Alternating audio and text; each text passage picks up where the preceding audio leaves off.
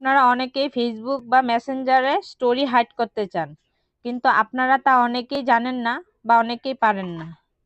So চিন্তার কোনো কারণ নেই। আজকে আপনারা দেখবেন কিভাবে ফেসবুকে বা মেসেঞ্জারে স্টোরি হাইড করা যায়। তো শুরুতেই আপনি আপনার ফেসবুক অ্যাপসটি ওপেন করবেন। ফেসবুক অ্যাপসটি ওপেন করার পর এখানে আপনি আপনার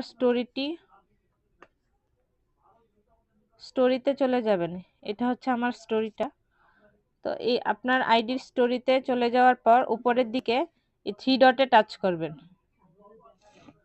থ্রি ডটে টাচ করার পর এখানে চলে আসছে এখানে ইডিট স্টোরি প্রাইভেসি। আপনারা এটাতে টাচ করবেন। এটাতে টাচ করার পর এখানে চলে এসেছে পাবলিক। এখানে যদি আপনি টাচ করেন তাহলে অল পাবলিক আপনার স্টোরিটা দেখতে পাবে।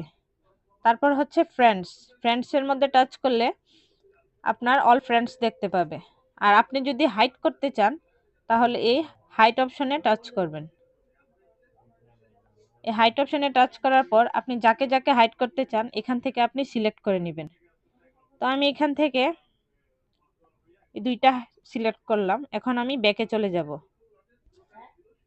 এখন আপনি স্টোরিটা যাকে যাকে হাইড করতে চান এভাবে সিলেক্ট করে নেবেন, তাহলে ওরা আপনার স্টোরিটা দেখতে পাবে না। তারপর আছে এখানে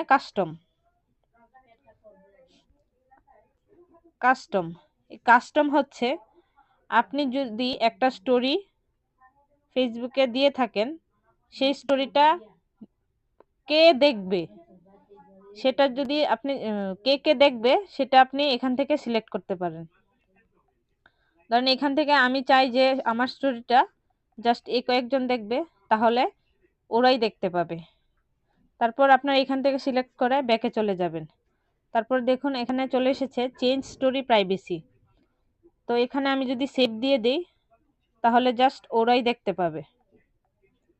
এই যে কাস্টম হয়ে গেছে, এখন জাস্ট ওরাই দেখতে পাবে।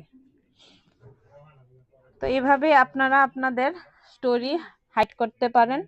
আর যদি ভিডিওটি আপনারা ফেসবুক থেকে দেখে থাকেন তাহলে একটা ফলো দিয়ে দিবেন, আর যদি ইউটিউব থেকে দেখে থাকেন তাহলে সাবস্ক্রাইব করে রাখবেন। তো এইভাবে